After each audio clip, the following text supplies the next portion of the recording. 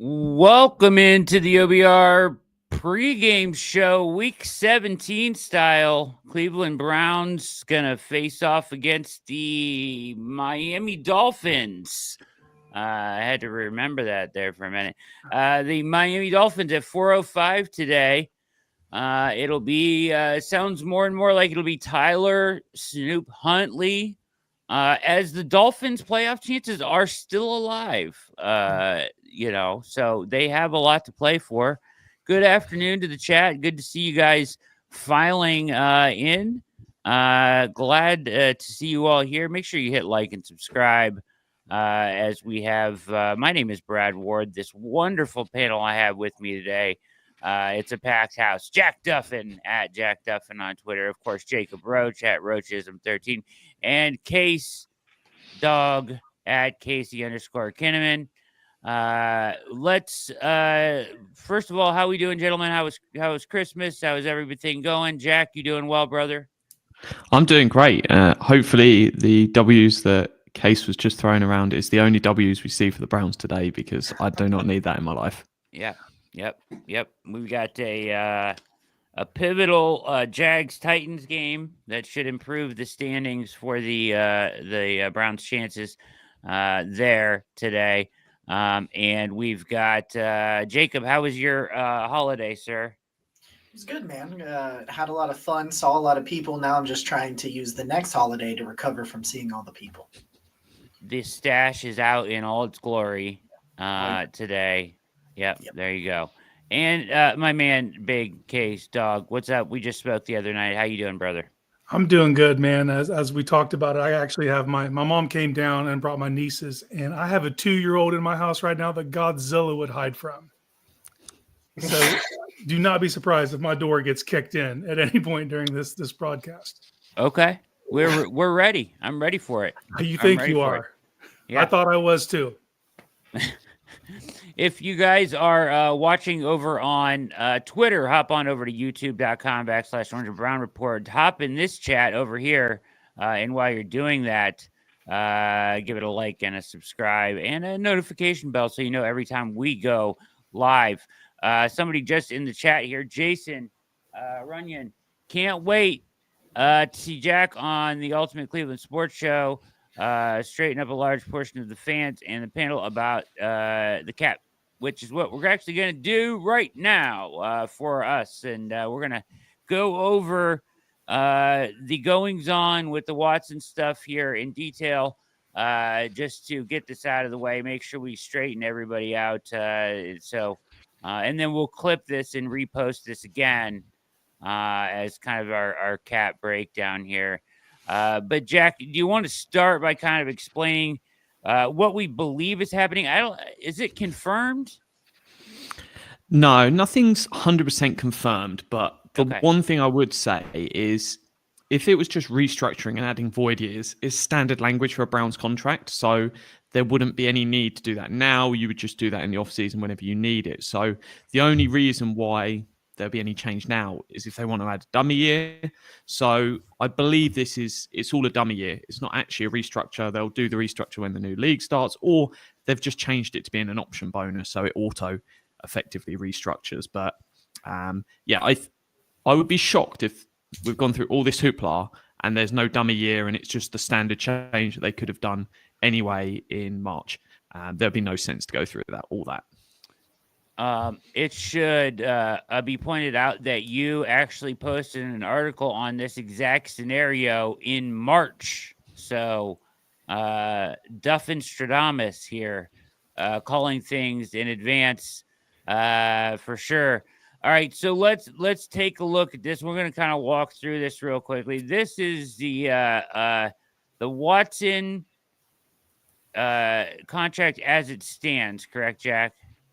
Yeah, so this is what we had last week. So he's effectively paid $46 million every year.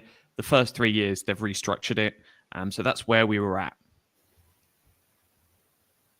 Yeah, so as you can see here, the numbers that are being thrown around by the national media, which you hear quite often, are the 72 million right there, right? The 72 and the 72 back to back, 25 and 26. I will bring that up, Jason. That's a good question. Yeah, go ahead. The one key thing to look at with contracts is not the cap number, which lots of people's eyes instantly go to. The key number to look at is cash by year, because the two things that if you're the general manager or whoever's doing the contract for the team and you're the agent, two things are important: cash and guarantees. The cap number does not really matter too much because that is the one part that you can manipulate, you can move around, you can do all the funky stuff too. The key things a player cares about and the key thing the team worries about: how much money are we paying over and what's guaranteed so the player's going to earn it, and what can you cut them and walk away from. Obviously with this, it's nice and easy in that aspect. It's $46 million every single year and it's all guaranteed. So no funky business, no anything like that. It's just is as simple as that. It's $46 million a year. Yeah. Now, the reason people are concerned about the cap number is obviously flexibility in spending. Otherwise, obviously that's why it's made a big deal out of nationally, of course, and why we're concerned about it as well. Obviously, I know it's not the most important number, but it is impactful for the Browns' future, and that's what they're tampering with these restructures. So, as you have put out multiple times, Jack, here, the Browns will probably restructure his contract every single year of the deal. And this is what that looks like. Yeah, so this would be the stage of you just keep him on the roster. And last week, the plan was exactly this. Keep him until sort of the first day of the league year in March 2026, restructure on the first day of the league year, second day of the league year, post-June 1st cut. And this is exactly how those numbers look. So you get the biggest number in 2027, and you're pushing it out as far as possible. It's the same 230 million he's getting in cash, same 230 million that lands on the cap, but pushing it into the future, it's just a smaller percentage of the cap. And I know we've got some charts coming up on that. Yeah, so ideally, we have been talking about this, that just to kind of repeat what you just said, he's carried on the roster through 25, get into 26, and then it's a restructure and a post-June 1st cut. And that gets you that 89 million in 27, right? Is that correct? Yep. Okay. Yep. And that's as far as you can spread that out. If you were to cut him in 26, which would be in the final year of his deal, but you could do it right away. Yeah. Okay. So what we think they've done here is this new dummy year, which would take, I'll let you explain this. Go ahead. Yeah, so effectively, they've added another contract year to his contract. And this isn't anything groundbreaking. We've seen it. They did it with Clowney. They did it with Zadarius Smith. Other teams do it as well.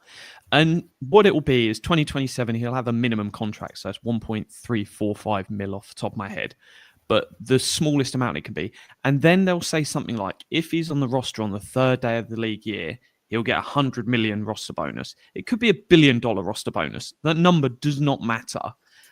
It will just be stupidly big. So what that then does is it gives the team 2 days to post-June 1st cut him so that he's technically on the roster for the first day of the league year, but they're never going to keep him. Say it's $1 billion he would get paid if he's on the third day of the league year.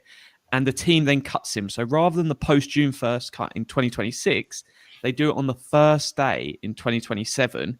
And that number that was over the side of the 85 million? 89 million now splits into 2 years. So we've got 35.8 million in 2027. And in 2028, it's 53.7 million. The key thing to look at is there is cap numbers in 2027 and 2028, but there is no cash. They are not paying him any money in 2027 or 2028.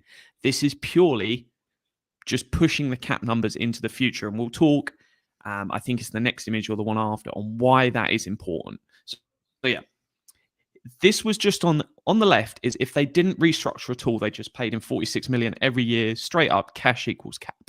So this is how some teams, the Bucks in the past, when Brady went to the Bucks, he said, I'm not coming unless you stop this practice. Some teams do operate. The Raiders operate this way. It limits how much you can spend. And then on the right was if they just went along the route of let's post-June 1st cut him 2026, and it's just there. And that would then lead to, hey, it's a significant amount. You're saving 10% on the salary cap because the same 230 mil, the salary cap keeps going up. You're pushing this money into the future. And it's how the Browns go from spending not 100% of the salary cap each year. They spend 120% of the salary cap each year in cash. And by doing that, they're able to spend so much more. And these two things, people try and collate them to the spending model of, hey, we're going to spend 120% of cash each year versus the cap, and the Deshaun Watson deal. The two are not linked. The concept is you just push all the cap hits as far out into the future as possible, and you spend a lot more money. And it's just a no-brainer. If you've got a sustainable model, number one rule, sustainable, 120% is sustainable because the salary cap goes up roughly 8% a year. There's no reason to not keep doing it. But at the same time, the Deshaun Watson contract's bad because they gave him 230 million guaranteed. It's not the manner in which they've structured the contract. It's that they just paid him. So the process of spending loads of money is great. The process of adding Deshaun Watson is horrendous. Do not try and mix the two together. All right. So the next slide here, good stuff, Jack. Couple questions here, but when we get to the slide, this is a little bit smaller and harder to see. This would be with the dummy year and the restructures and the percentages. So I'm actually going to go to the next slide because it's just easier to see. Okay. So this is what it looks like if you were to cut him now, right? Or not now, but in 26. The first, second league year day, 2026 cut post June 1st. This is what it looks like. Now, what we think they did is add this dummy year, which would then allow them to do this, right? And you see the big difference here is in 27, you're going from 27% of the cap, almost 30% of the cap in dead cap space, all the way down to 11, and then in 28 to 15. So you're just pushing it out further. And in each of those years, as you mentioned, Jack, the cap will be bigger. A couple questions from the chat before you comment on this. Does Watson have to agree to this dummy year? Yeah, so that was the key change. So restructuring, adding void years, they didn't need to ask him to do that. That's standard language for a Browns contract. The dummy year was the part they had to go and negotiate with him. That's probably why it's happened now and not sometime in the past. And so, yeah, that's why that's gone in there. And then because of this, in order to take advantage of this dummy year, they will have to carry him on the roster all the way through 26 now, right? Yeah, so to take advantage of it, they will have to keep him through until March 2027. They could still decide after this season and go, it's March 2026, we don't want to deal with this headache, and they'll just get rid of him. They obviously then don't get this scenario, they get this one. So they can still bin him off. The idea that people have of like, oh, he's just going to be a nuisance and force his way out. If he's a nuisance and they can prove and argue the case that his conduct is detrimental to the team, he loses 46 million because they can void off those guarantees based on detrimental behavior. So this idea that he's going to be a horrible individual and blow everything up in the dressing room is just not realistic at all, because that's easy to go. Contract detrimental, 46 million, will void it all off. So just it's one of those things that people just throw out on Twitter all the time of saying, oh, it'll just destroy the locker room and cause chaos. He's not going to do that. No one is going to be an idiot for the sake of losing 46 million. Okay. Couple things here. So just to reiterate this is what, cutting him after next year, first league year day 2026, post June 1st. This is what it would look like.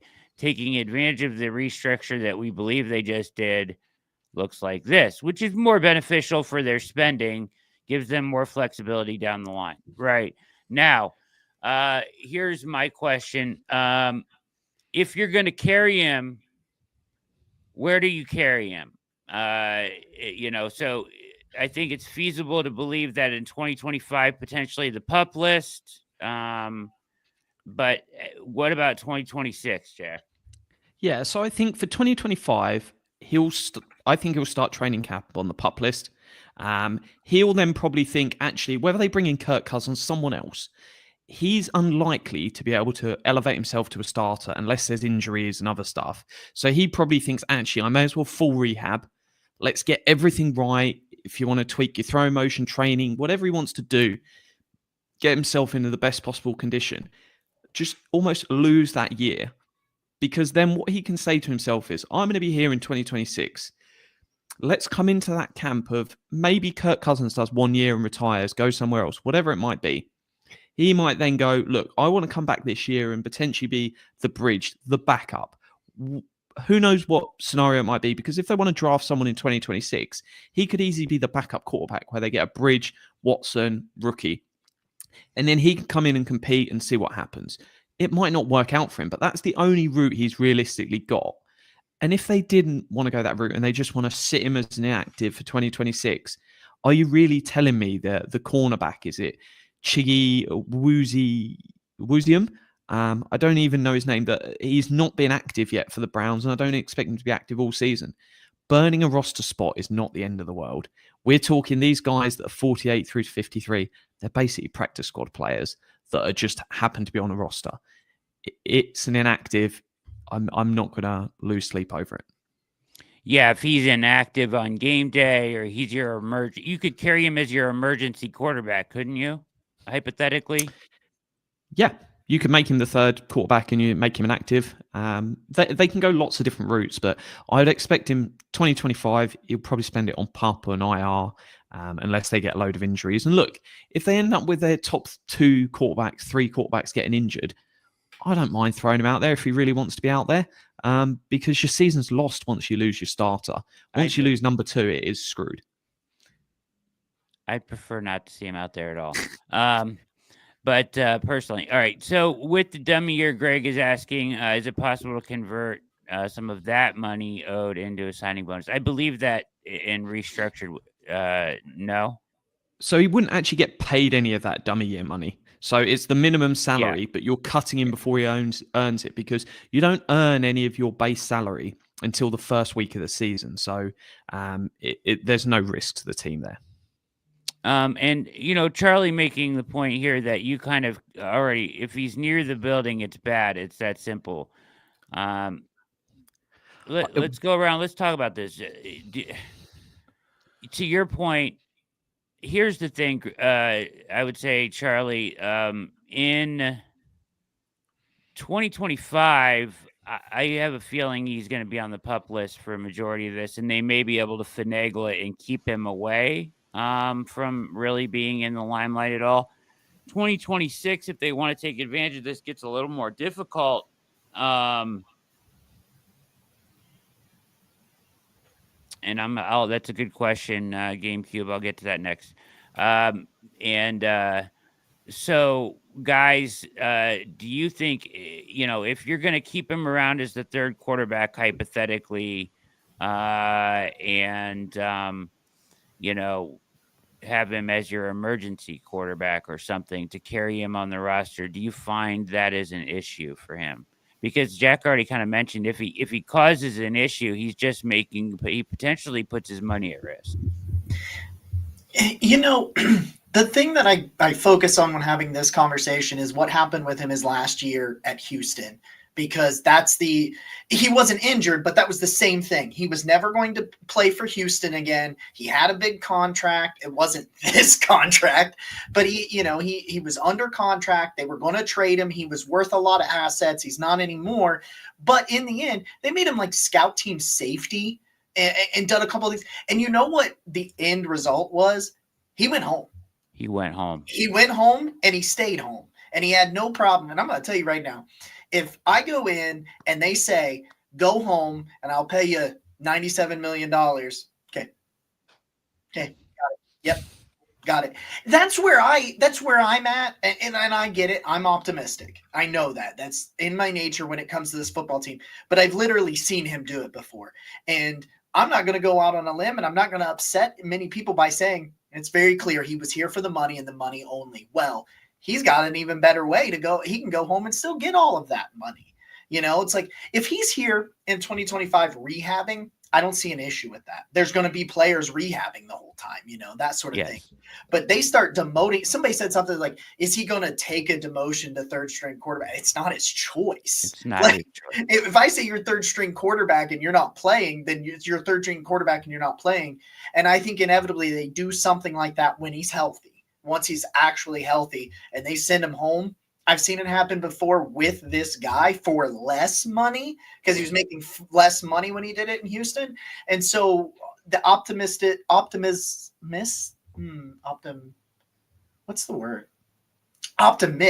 in me.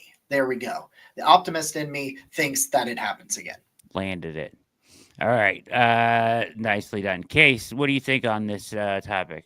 Jacob's a smart man. He stole all of my talking points. Yeah. But like, it's only going to be an issue so much as the media makes it the issue. It wasn't the Texans being like putting him out front and making him, you know what I mean? They were trying to hide him until he started going home. It'd be the same thing here. But it'll be the media bringing it up. It'll be the media taking pictures of him out on the practice field. That'll be why it's in the forefront. It won't be because of the team. So there's a way to do this. Like you said, it gets trickier in 26. But I don't worry about it in 25. We watched his Achilles snap. He's not going to be ready for the beginning of the season. So it's not. It didn't need to be the conversation now, but people were making it just because they showed the restructure. He posted a TikTok video, and people will automatically assume, well, they want to play him. That's just not where we're at. Physically, he's not going to be ready to do that. So I don't see it being an issue, and we've seen him do this role before. So I think he'll just kind of revert to what he did in 21.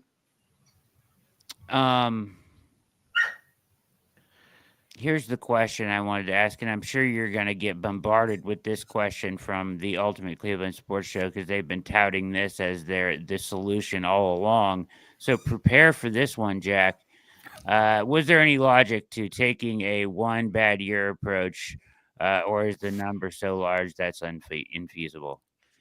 Yeah, so they could take a massive hit and spread it over these next 2 years and gut the roster and go into rebuild and say, hey, in 2027, we're going to go for it again. They could probably get 2 firsts from Myles Garrett, a couple other picks, but in the grand scheme of it, you're just giving up on 2 years. Or they can do what they've just done. And what they've just done will allow them to be the largest spenders in salary in cash over each of the next 4 years. And if we just go, can we really call it full spend in 2025 and 2026 when they're giving Deshaun Watson $46 million? So let's just take those two $46 million hits out. They'll probably be about the 8th highest spender with that Deshaun Watson money taken out in 2025 and 2026. So we're still talking about one of the most expensive rosters in the league for 2 years. And then we go straight back up to number 1. So this idea that they're in cap hell and they're all this, what I've been talking about over the last few years of it's sustainable what they're doing, it 100% is sustainable.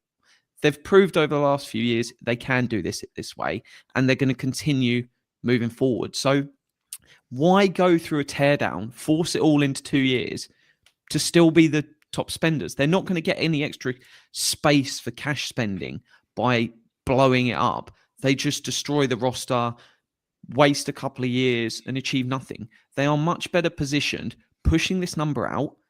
Once we get to 2027, all of his cash is paid. Yes, there's some salary cap money, but they can spend that full cash allocation, roughly 120% of whatever the salary cap number is that year. So woe is me, we're only going to be the 8th highest spenders for the next 2 years once you take out the $46 million for the Deshaun Watson, and then we go back to being number 1. Does it really matter? I honestly don't think it does. The question's still going to be finding the answer at quarterback. There's no budget limitations in that. They're perfectly fine, but they just need to find that guy in the draft. And the other question I regularly get is, well, why don't they just not spend much money and then we wait until we find the quarterback? Well, the way the NFL happens is you don't find out you've got the quarterback until potentially the middle of the season with a rookie. So what is the logic of going, let's waste the rookie year of the quarterback, put a poor roster around him, and then we'll start spending in year 2? Why not just continue being the most expensive roster in the NFL every single year? Because you're going to have the talent there. You may as well compete. And then when the rookie QB comes along, you've already got a good team around them. Yeah. I was just going to say that GameCube said, I worry about stretching this out, that it affects not only this regime, but the next as well. I don't think there's any way around. I honestly think that the way that you have laid it out, Jack, that, with the increasing cap and not paying attention to the numbers, but the percentages of the cap, once again, this is the critical number, right? The percentages of the cap, it's not that impactful. Like, they can still be with Jimmy Haslam, willing to spend his money, them willing to restructure contracts in a way that opens up cap space. They can still be competitive. They can still go after free agents. They can still buy. They can still try to win why would you not want to do that? Why would you want to go into a rebuild when it's not necessary? And And I don't as think well, it benefits you to do that in any way, personally. and as well, whoever say they get rid of AB and Kevin Stefanski after this 2025 season, because we've all been told they're back next season. So they do 1 year and then they go, actually, it didn't work. Let's get rid of them. Whoever new person you bring in, they don't tend to get rid of everyone in an organization. So they might come in and meet with the salary cap person and go, look, guys, we've got all this salary cap numbers. What's going on? Hopefully they hire someone that isn't completely useless. And as long as they're not completely useless, they'll sit down and go, okay, so I can continue spending the most money in the league. I can do this. We just have to do the deals this way and we can spend 120% versus the salary cap. They're going to go, that's cool. Keep doing what you do with your salary cap stuff. I'm just going to go and I'll find these different players. I'll do this. So there's nothing that's not sustainable. The only thing that will linger from this regime into the next is there anyone with guaranteed money? At the moment, there's about 8-9 players on next year's roster with guaranteed money. That's the part that hamstrings the next regime, not the salary cap situation, guaranteed money. So like when Andrew Berry took over, there was a handful. There was Jarvis Landry had some. Richardson, defensive tackle, had some. There was a few guys with some guaranteed money. OBJ had some. It's the guarantees in contracts that hamstrings the next one, not the salary cap position, which is often where people look to the salary cap. You're best looking at cash and guarantees. That's what impacts the next regime. Charlie saying he made that choice in Houston to ask out. Technically, here he went out as the starter. MKC will make this a story for 2 years if he is near the building. His ego is big. I would agree that, listen, by the time 2026 comes around, it'll certainly be a story where he lands. If they're going to exploit this dummy year as it's laid out on the screen right now, right? Which I think is the smartest way to do it if you can prevent him from being a problem. But like you guys said, it was his choice to go home. You're right, Charlie. But the reason he went home is because they made him scout team safety. I mean, you can do the same thing. Is he going to want to show up and do that every day? Unlikely. Maybe, I don't know. Maybe he wants to. Maybe they give him a chance to compete. But I just don't think from what I've seen that he has any chance to redeem himself in the Browns' eyes. Go ahead. One thing too that isn't getting talked about enough because it obviously is very tricky to do. If you go into 2025 and you hit on a quarterback, say you take, even if it's like a day 3 quarterback, I think they'll draft one and sign one. But like, say you hit on a quarterback in 2025 and you're like, hey, this dude with Kevin Stefanski, with the weapons, with all these things, like he's the dude. It becomes very easy to bury Watson on the roster. It becomes very easy because you're like, there's this, like Jack, you even made a point, like it may get to the point where he is the emergency quarterback and they have to play him based on what the roster is. Like I understand that the possibility of that isn't zero, but there's this guy that's really super accurate, really risk adverse, really smart, played a ton of football, Dylan Gabriel. And maybe you bring him in, and you put him in there and it works. And it looks like 2020 Baker when you won 11 games, when you won a playoff game and all that stuff. At that point, I don't really care what his feelings are. If we just look at Deshaun Watson's PFF passing grade and his time to throw, there is a very, very similar comp over each of the last 3 years. We're talking like percentage points off on every single one of those 3 years. And that player, people are banging the drums asking him to be the bridge quarterback going into the season. That's Justin Fields. If you look through the stats, each of the last 3 years, passing grade, time to throw, basically identical to Justin Fields. Yeah. He. If you look at what Deshaun Watson's done over 3 years, he's just a backup quarterback. That is what he is. Forget what his contract is. Just look at his level of play. He's a backup quarterback in the NFL.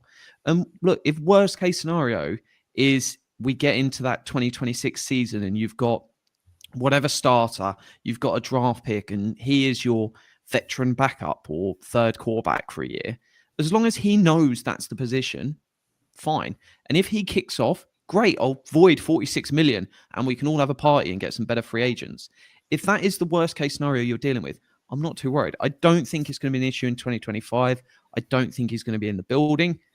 But if 2026, he's the backup quarterback, I really don't care, in all honesty. I don't think it's going to be the issue that people believe it will be. I tend to agree with you. I think it'll be a story in camp, but as you get into the season and you have a bona fide starter, if that is in place, whether that's a draft pick this offseason or a draft pick that season or a bridge, it's going to be an obviously better option than what he has put forward. And I think that goes away once you start playing games that matter. Casey, thoughts on this? It'll only be an issue so much that his agent pumps information to certain media members to put it out there to frame why he's the third string quarterback. You know what I mean? But if you're getting adequate play on the field out of your starter and you've drafted a guy that you're trying to develop, it'll be very easy inside the organization to place him as that third guy, that emergency guy that isn't active on game days.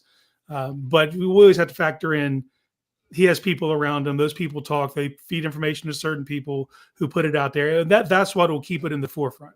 It won't be from the organization itself.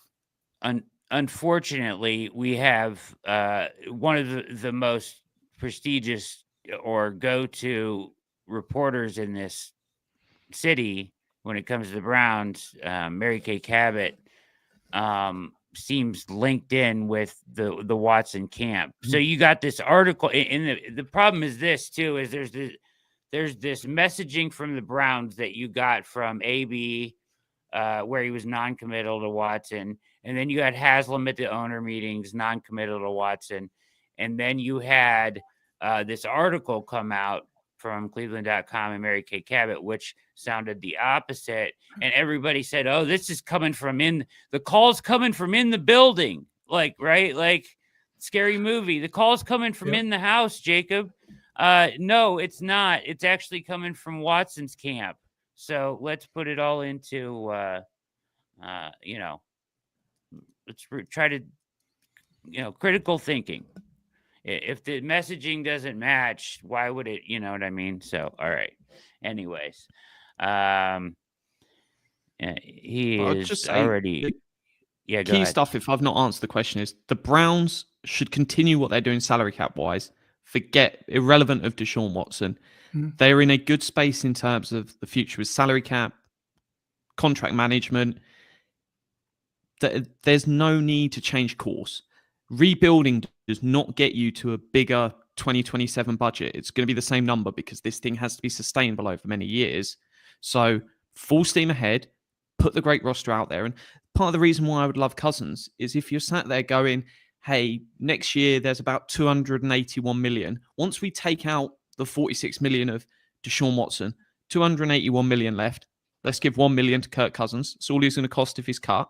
There's 280 million to put a roster around that rest of that team. That is a great place to be. That is more than the NFL salary cap is going to be next year. 280 million is a significant sum. So you can there's no excuse. This front office does not get a buy for 2 years of going, oh, it's this. They should be competing for the playoffs for 2 years. Once they get an answer at quarterback, the money's there. As long as the talent's there, we should be back in a Super Bowl conversation. Because if you're having the most expensive roster out there, you've got an answer at quarterback. I want wins, and I expect wins. And I don't think it's as unrealistic as people believe it will be. Playoff conversation next year. Yeah, if we get 10 wins and we miss out on the playoffs, I don't really care too much. And if that's with Kirk Cousins at quarterback, imagine what that's going to be like with choose your name at draft. Everyone's got their own, but whether you draft one next year or draft the year after, this team should be competing in 2026 back for a Super Bowl. Should be right. I agree with you. And here's my concern. Okay. It feels like to me, and let me ask you this, because I think this is important. I want to ask all you guys this. For me, and I've written about this too, with Barry and Stefanski, It feels like they've been given one more year. Okay.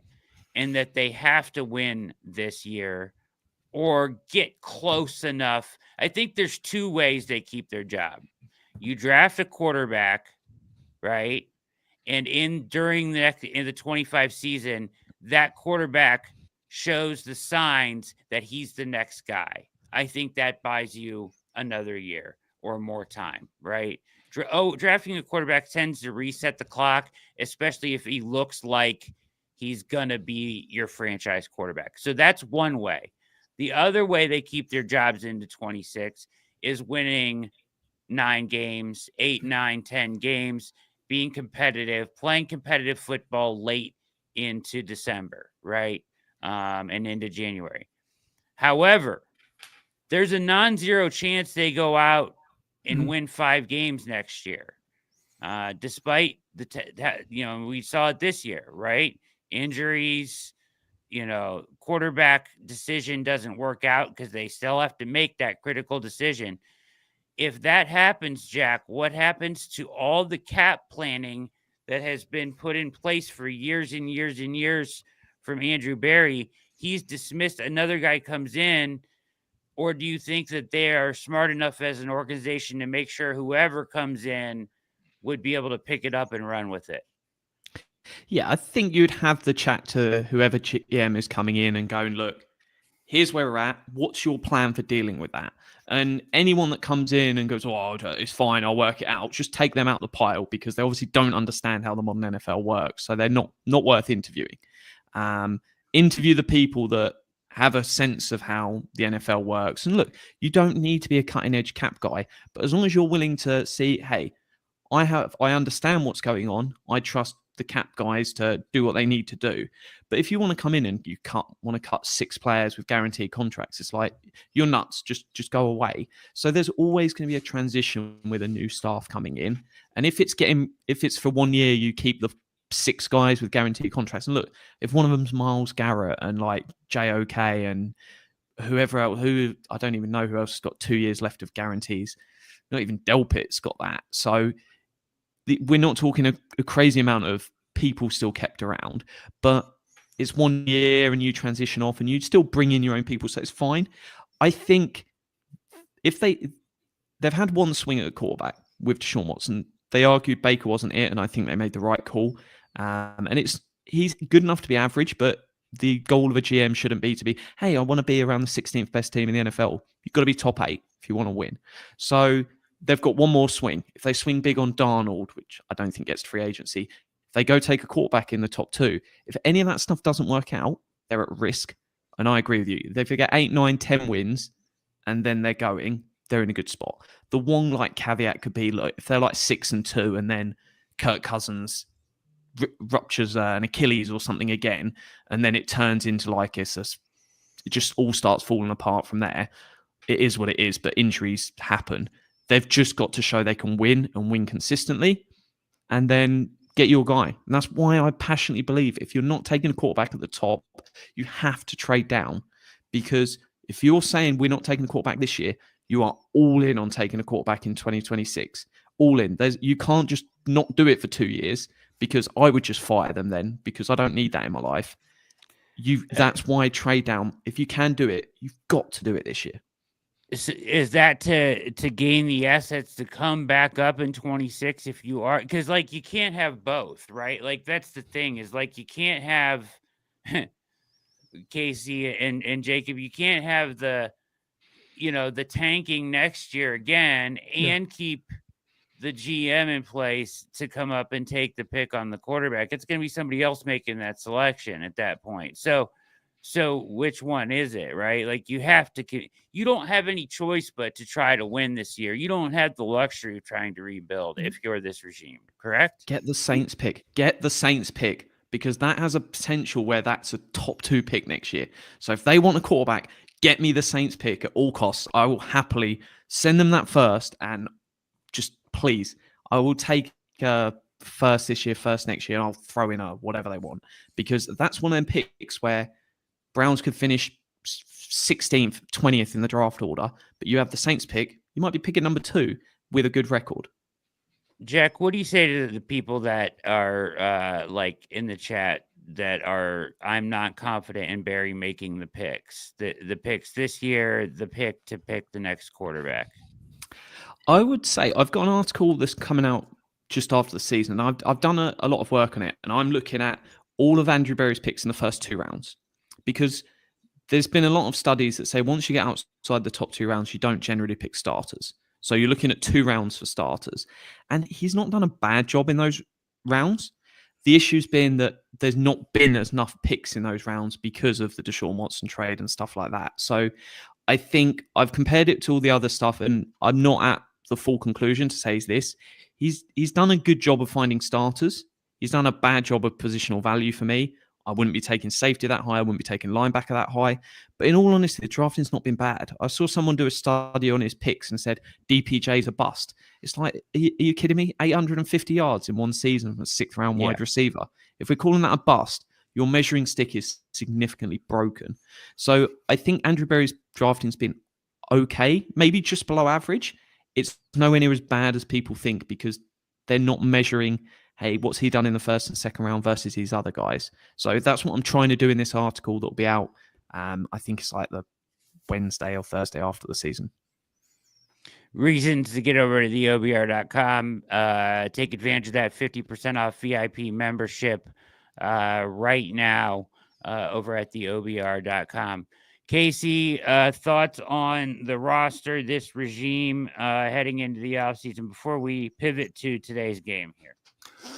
100% correct. They cannot afford to have a rebuild a year next year to land that top draft pick. So they may trade back this year to try to gain assets.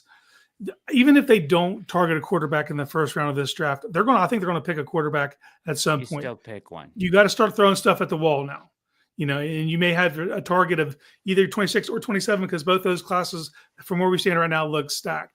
Now, that always changes. We always look a year ahead and be like, next year. And then as it gets there, we start poking holes in their games, and there's less surefire quarterbacks. That always happens. But they can't repeat this. They wouldn't survive next year if they had 3 wins. Do you know what I mean? I don't think that, like, at that point, Haslam has to do something. But I also don't agree with if a guy, you can't start the season on the hot seat. Like, if you got a coach that you believe's on the hot seat before the season even started, then what are we doing here? We end up with that Hugh Jackson scenario that we went through in 2018, starting the season on the hot seat. So I think there's more confidence inside the organization, obviously, than there is on the outside looking in, that these are the guys that will get it done. And we've seen them get talent, get higher quarterback play out of mediocre quarterbacks. We've seen that repetitively over time. So I just think that they got to narrow their scope down. They have to target their guy. They have to go get. I think they're going to draft one. I think they're going to sign one. I think that's what you're going to try to retool that room any way you can. So I think that's going to be the approach here. Is you're going to try to go bring a veteran in that you think can stabilize you up front, and go draft a guy and see if he can compete, and may the best man win. But I do agree. Anything less than 8 wins, it's hard to have a vote of confidence in this regime for yet another year on the other side of that. Jacob?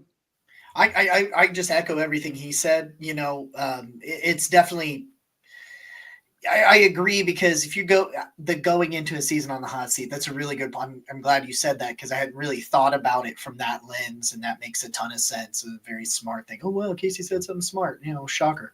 But I'm with you, because there's only 2 quarterbacks I'm taking in the 1st round. And I don't even love one of those guys. So but there's these guys, people talked about letting guys develop. Like a guy like Dylan Gabriel, a guy like Will Howard. Will Howard's a 5th or 6th round guy, but those are guys that have played a ton of football. I don't really need those guys to sit. If you draft one of those guys, one of those, they have physical limitations. Will Howard doesn't have a monster arm. Dylan Gabriel's 5'11". I get those sorts of things, but ton of experience and developed quarterbacks. If you're not taking one at the top with a super high ceiling, why don't you take a chance on a point guard? Because we've said it a million different times in the last 5 years. If you just had a competent, average quarterback to run Kevin Stefanski's scheme, they will win games. If you don't think there is a top 10 quarterback in this draft, and there's only one guy I think can ever be top 10, it's Cam Ward, because I think Shedeur is very physically limited. But if you're not going to get one of those guys, why not take a chance on I'm not saying that you're looking for a clone of Kirk Cousins, but I'm talking about a guy that's smart, he's accurate, risk adverse. Somebody like that. I always come back to point guard. Find a guy that will distribute the balls to his playmakers. Go watch Oregon this year. Go watch what Dylan Gabriel does. He puts the ball in the hands of his playmakers and lets them go make plays. And then maybe you get a first round, second round wide receiver. You do things like that. And if that doesn't work, 2026, you trade up and you get your guy. But that's what I would do. I would go more on the high floor guy in the draft than I would anything else. Hate to be that guy, but they had that guy already once.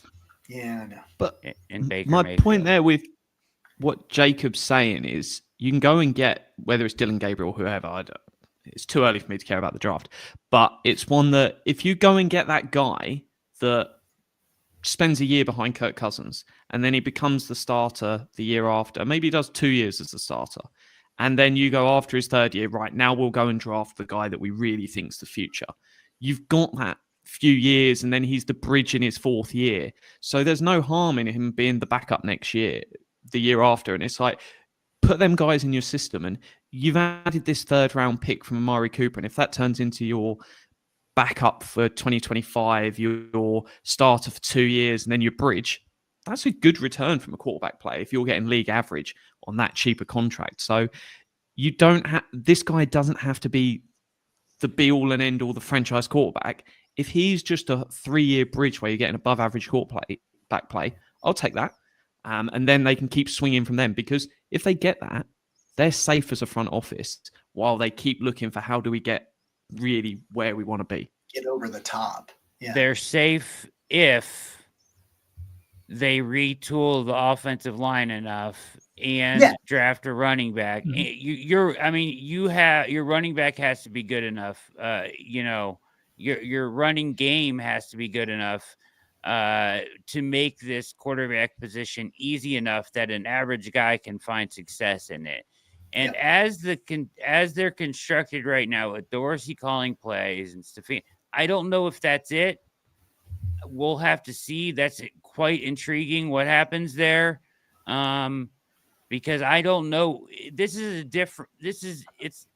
same in some ways, but it's also different what they're doing now than what we're talking about. Stefanski having success with the Jacoby Brissetts of the world and the Joe Flacco's of the world. What we're watching right now is different.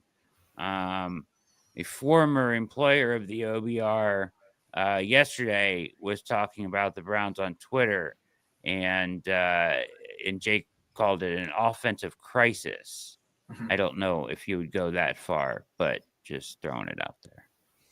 And part of the reason you said about new offensive line, new running back, part of the reason why I love the Kirk Cousins route is he's $1 million. If he was $27.5 million, I'm not talking about Kirk Cousins, but what you do by saving that money is you go, let's throw more at the offensive line. Let's throw some at running back. And the running back that I'm really excited for in free agency is one that is an above average pass blocker, an above average runner, and an above average receiver. That's a rare combo to get. For $7 million a year, you can get Aaron Jones. Aaron Jones is not some sexy addition, but if you get that from a running back that can do a bit of everything, we've got a really, really high floor there in the backfield. And if you're Kirk Cousins and then you've got Aaron Jones there, you're in a nice spot. You can go out and you can throw some money at maybe you go and spend on Ulrich Jackson, I think it is, the Rams left tackle. I don't think they'll let him walk, but if they do, throw money there. You go and throw some money at left guard, bring back the right tackle. You can just spend that money, offensive line, running back, save on Kirk Cousins, and you will be an above average offense. Will it turn into Super Bowl? No.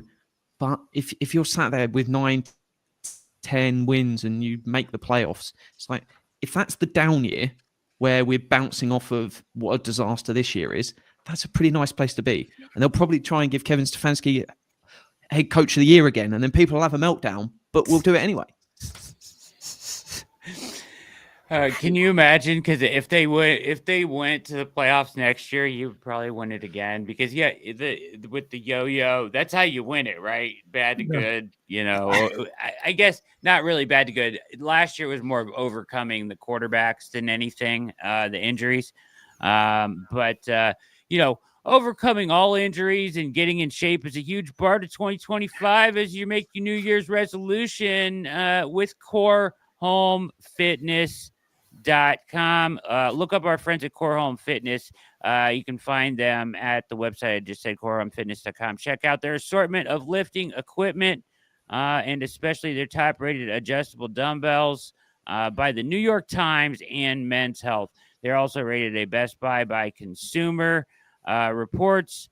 They've got videos, products like the Glute Drive Plus, Fight Master, and others so that you can crush your goals in 2025. We're all trying to get better as humans and health-wise, physically. We want to be a better version of ourselves as we go into 2025. Making those New Year's resolutions, make them stick, man. Make the resolution stick. Go to Core Home Fitness. Get yourself some of these award-winning adjustable dumbbells.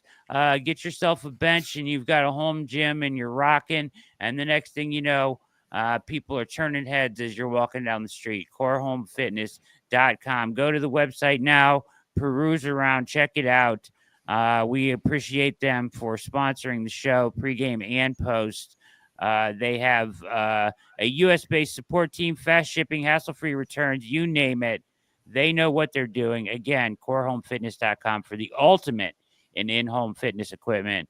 They have stepped up their game. Time for you to step up yours and get better in 2025 with Core Home Fitness. All right, gentlemen, this game today, 4:05 kick. We've got weather on the docket. It's a balmy 50 to 60 degrees. It's going to be in Cleveland. Never thought that when I saw the Dolphins on the schedule. I thought we were going to be in the thick of things, and I was like, beautiful. Bring the Dolphins up here week 17. It's going to be freezing. And it was going to be a Sunday night. Like there was so much has changed game. since then. Yeah. Brutal. Now it's they are still alive at this moment in the playoff with the Denver win last night, which was a wild game. If you guys watched Cade York, Shanksville, boy, I thought it was going to cost them, huh? Did you guys see that? Yeah. I was like, hey, there he is. There he is. Yeah, there he is. But they come back with the magic of Joe Burrow to pull it off anyways. Tua is out. Tua is out. It'll be Tyler Snoop Huntley. At least that's the last we heard. Tua with a hip. Last I heard he was still lobbying to play, but I don't think they're going to let him. So we actually have confirmation that he's out? Because I've been looking the whole time I've been on here. Maybe not confirmation. The latest that we heard is he's doubtful as of right now. There you go, Jason, confirming what I said. Yeah, that's what I wrote this morning. I did enjoy the Undertaker memes though. After Joe Burrow won that game, of everybody saying Tua, seeing that and kind of rising from the dead. Yeah, that would be good. That's the problem, Jason. That's what I was thinking too. They become a different team without him. Here's the thing, though, is they don't run their offense any different. They still do all the window dressing, all the pre-snap stuff, which makes no sense because Huntley can't get rid of the ball that quick. McDaniel is McDaniel's almost lost when Tua's not out there because he doesn't have a plan B. They don't pivot. When I watched them earlier this year without Tua, they were trying to do everything they would do with Tua. They just Tua, for what it is, I'm not saying Tua is a great quarterback, but he fits that scheme so perfectly because of his ability to get pre-snap and literally get rid of the ball quick. 2.44. Yes. I mean, that ball's out, and without that, I don't know what that looks like, and that could possibly let you creep into a game you shouldn't have been in. Yeah. The thing I want to check is people tell me like the judge of a good GM is picking Pro Bowl players. So if that judgment is that line, surely we're playing against a future Hall of Famer in Tyler Snoop Huntley. If he's got a Pro Bowl, he must be phenomenal. That's what people tell me. Whether it's the forums, whether it's Twitter, Pro Bowl is a judge of how good a player is. He is the outlier of all outliers. He had like 5 touchdown passes that year. Yeah. He was like, and he had 6 picks, and he was a Pro Bowler, something like that. Anyways, the winds here is the issue today. We're Yes. looking at isolated gusts up to 50 miles per hour. Did I see? So yeah. So and then could be steady winds south southwest, 20 to 30 miles per hour. That's my best weather stuff there with the south southwest. I don't know. I've never understood the double south southwest. It's slightly So more just south. south. So if it's south-southwest, it's slightly more south than west. It's that in between the line. Whereas if it's southwest-west, it's more west than south. So So we're it's the talking like next a breakdown. 45-degree angle, right? So instead of okay, there we go. Capologist, meteorologist. Jack's got us covered, man. Jack is the ologist of all ologists. We appreciate it there. All right. So what do you guys think today? It's Snoop Huntley. Waddle. I don't think is playing, right? He was also questionable. The only people they Questionable. ruled out was Anthony Walker and Kendall Fuller, which they then placed Fuller on IR.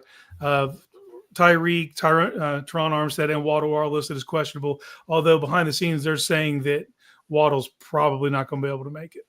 Yeah, I did. He's been not playing a ton at practice, although he did ramp up a little bit at the end of the week. We'll see what they got to do. Like I said, I think it may end up a lot. It may depend on what happens in the 1 o'clock window here, as far as their playoff chances. Whether some of these guys try to go or not, right? Like I think they could be eliminated after the 1 o'clock window, potentially. I don't know all the scenarios. I know they need help.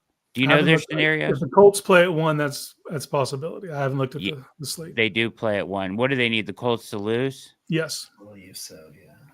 Against the Giants. Yeah. We You know what? We could use that too.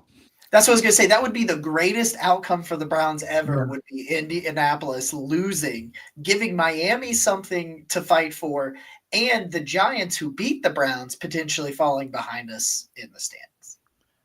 And if we put a tie on top of that with the Titans and the Jags, we're up to 2 in the draft. Just saying, 2 in the draft. If they tied the Jags and the if the Colts lose to the Giants and Joe Flacco does us a solid, he says he's Cleveland through and through. Let's see it, prove it. Lose this game, and the Titans and the Jags tie. Sorry, using English language with the draw. Then jump to 2nd in the draft order. So cheer for that tie. I know Ted Lasso says we don't do that, but we do that today. Yeah. Okay. There it is. You heard it. So what do you guys expect? What are you watching for today? Let's go around and hit that and we'll get out of here. What are you watching mainly for today in this one? Players, what you're trying to look for. DTR making a second start. Are you still intrigued by DTR? Or is that just a whatever? So let me know what you're thinking, Jack. So I'm looking at the offensive line again because there's been some bit of promise. Jack Conklin looks like he should be back next year. But Teller started flirting with it in the last sort of 4 weeks. 2 good games, 2 average games.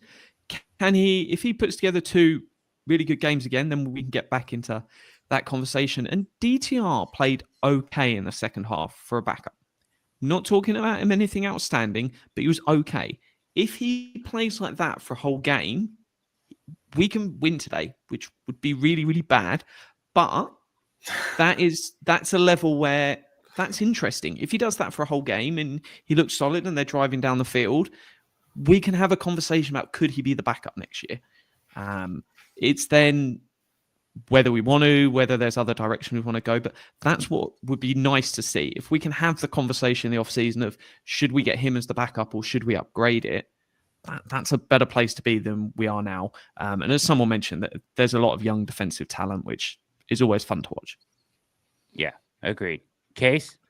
Is Mike Hall a future cornerstone on this defense? Yes. I'll answer Show that me. right You got now. to keep showing me. You got to keep week by week because they've kept his snaps kind of consistent. I figured with Shelby being out, he would get an increase last week, and he really stayed right around the same metrics. I'd like to see that uptick a little bit. Same thing from Isaiah McGuire. I need a bounce back from Diabate. I want to see either Mitchell or Harden step up in the nickel role. But that's what I'm looking at, man. I'm just looking at development. If the Browns are going to lean fully into this development going into the offseason, that's what I'm looking for. I'm looking to see for guys to identify themselves as futures of this program. Go ahead. Let's hear it from you, Jacob. What do you got, brother? I'm excited for our top 5 center to show that this whole year of sucking was a mirage and that I'm an idiot. I'm sorry. Wait, hold on. That was Twitter. Never mind. Some of the same. Yeah, your first and second year players, whoever they are, when they're on the field, whoever gets that opportunity. I would love to see Jamari Thrash do some stuff that doesn't make people upset. That would be great. Of course, you've got a passing attack that's not great right now. But I would love to also just not get any major injuries. Like, have some of these young guys show some promise, show some potential for, moving forward after this year, and not getting behind the 8 ball like you were at the start of camp this year, dealing with last year's injuries. So I would like to see, that kind of stuff. Yeah, all that stuff is good. There's some guys who these games are really important for. One of which is Thrash, who needs to get off that struggle bus. DTR, obviously, this is huge. I think we've seen some promise from Jerome Ford the last couple of weeks. Mm-hmm. I'd like to see that continue to grow, if possible. And the other guys that these are huge games for, guys like Devin Bush, who's come on strong at the end, Diabate. These are guys that could be back on this, roster next year. Bush has played surprisingly well of late. And then, of course, your Isaiah McGuire and your Mike Hall are your young duo out there right now that can be a big part of what this defense is going forward. So eyes on that. And I agree with you that Cam Mitchell needs to have a better game than he did last week. It's going to be tough this week, though. He's facing a lot of speed and a very creative offense as far as the way they use that speed. What's the update on JOK? We still don't know anything. So there's been lots of rumors and other stuff, but it's all shrouded in mystery. And the trouble is, medical stuff, the teams don't leak in the same way because there's legals around it and everything. Whereas, hey, if it's minor, then you can just throw it out there and no one's going to care. So it's one that I think HIPAA here in the States. The ideal route is that JOK is back, Hicks is back, and then you have Diabate as a number 3. But in all honesty, if JOK is not back, I don't feel too bad with Diabate, Hicks, and then Bush returns as number 3. And it could be one that they go, look, we'll spend the, say, $3.5 million to bring Bush back as well if there's a question mark over JOK, and go, look, we'll sort this out and give us extra time. But yeah, not hearing anything it means it's not as bad as it could be, because if it was game over, we'd already know by now. Well, yeah, but at the same time, and they didn't put him on the IR, which was, I thought, he's on IR. He is now. He has been. Okay. Since when? No, because at first Stefanski was ruling him out week by week. Yeah. No, they started ruling him out week by week after the 4 weeks. He just kept saying he's not getting activated. Or am I crazy? No, you're crazy. He's been on IR. He's been on IR at least 4 weeks, if not, it's probably 6 weeks by now. He is on the IR now. I just don't know when he went November on the 3rd. IR. Yeah, he was pretty much straight on there. Initially, they were calling him week to week, were they not? Yeah, I think they called him week to week, and then at the end of that week, they then just put him on IR. But I think I honestly imagine if someone like lost an arm, Kevin Stefanski would still be like, he's week to week, and then 2 days later they put him on IR. 11/24. Yeah, so you're right. He's been on there for a month. So, I got this. Yeah, that's not good. I hope. Listen, well, considering the injury before the bye, though, that's a long gap before the IR. I got a story right here from November 3rd saying he was placed on IR. Okay, maybe I'm wrong. either way, It is shrouded in mystery, though. You're not getting anything from the organization.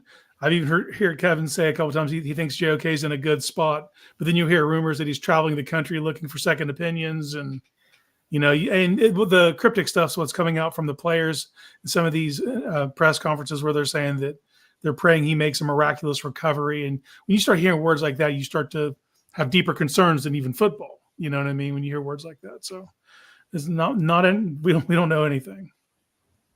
yeah, I just I was confused because they kept talking about him like he was going to come, like, oh, he might come back for a couple weeks. Hey, Joe Flacco just threw a red zone interception. There you go. Go on, Joe. My boy. Pound shot Winston. Yeah, you're right. Looks like it was early in November.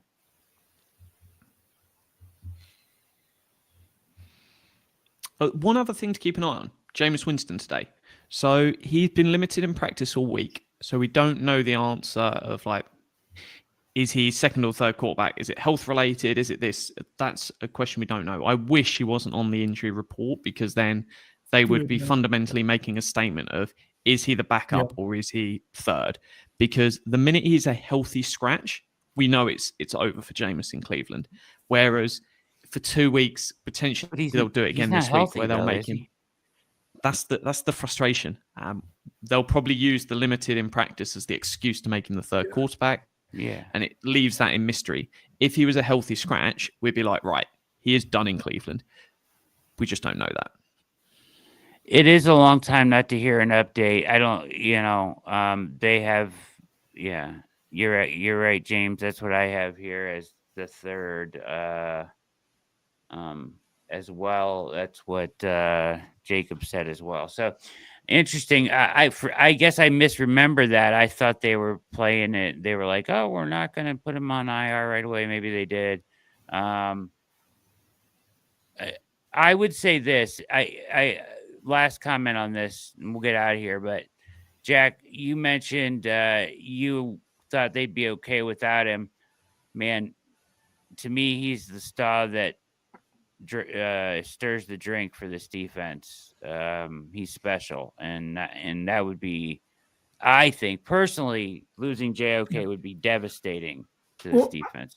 I think they could be okay without him, but they could be exceptional with him. You know what I mean? He's a difference maker, a math changer, someone that quarterbacks have to identify when they come to the line. You know what I mean? He does so type of much. Special athlete that he is. Yeah, he does. He changes so much about the defense. And what I would say, with me, it's like if I'm ranking like the three areas of the defense that are most important between the defensive line, the coverage, and the linebackers, they're just distinctively number 3 in that pecking order, because they're not putting the pressure on the quarterback and they're not at the same time stopping the quarterback throw the ball. He's what takes that linebacker unit from, it's great, it's above average. So call it 16th in the league, whatever, and it puts it in that, hey, they're top 8.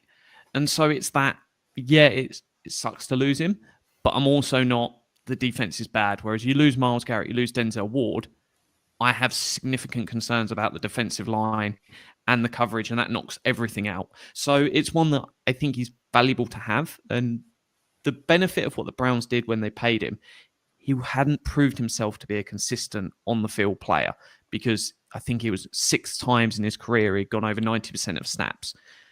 Then what we'd seen this year is he was consistently doing that and becoming you don't take him off the field player, which is surprising to go 3 years where you can't consistently get on the field. Had like a 3-game spell last season where Jim Schwartz bumped him down to about 50% of snaps. So I was like, what on earth's going on? So he's so much better this year, and that's why it's gutting to lose him. But yeah, fingers crossed he'll come back, because you want to be great rather than good. But if there's an area of the defense that's going to be good rather than great, I choose the linebacker core over the coverage and the defensive line. Do we think? I agree with you. Do we think, especially in this scheme, I think in Schwartz's scheme, the linebackers tend to thrive because they're given such freedom to just kind of go, right? But maybe I'm wrong there. Jason Tarver, superstar. Yeah, Jason Tarver too. But I think that they're so dependent on their front, right? And on the corners that the linebackers are less impactful. But yeah, JOK is difference maker. All right, let's get out of here. Any parting words for us before this game? We'll be back for post game after the game tonight. 4:00 starts. We'll be back after the game. At least I will be. So any parting words before we get out of here? This has been a good pregame show. Jack, thank you for your expertise. Good stuff. What do you got for us, Jack, before we get out of here? Don't win. The Cap's fine. Have fun. All right. Good stuff. Love it. 1, 2, 3, bang. Case. Jack, I think we always get a little bit smarter when we hear you break down the contract stuff, and that's everybody in the chat as well. Jacob, your mustache is finally fitting your face, and it's not abnormal for me to see. And Brad, your segue game was tight today. Man. That was phenomenal. Thank you. I appreciate that. Jacob. Just when I think you can't make a better transition, you do. You follow it up. I just want everyone out there to understand that with great mustache comes great responsibility. So I would agree. Mario. That is, yeah. Responsible for sure. I don't know what responsibilities, but they are responsibilities. All right. Hey, go Browns. Make sure you play well and don't win. And we'll see you in the post-game show to talk all about it. For the always fantastic OBR Capologists, a reason to sign up for VIP every time. Jack Duffin at Jack Duffin on Twitter. The always entertaining and the big Case Dog at Casey_Kinnaman. And the man with the stash and all the responsibilities, Jacob Roach at Roachism13. My name is Brad Ward. On our way out, enjoy the game. We'll see you afterwards.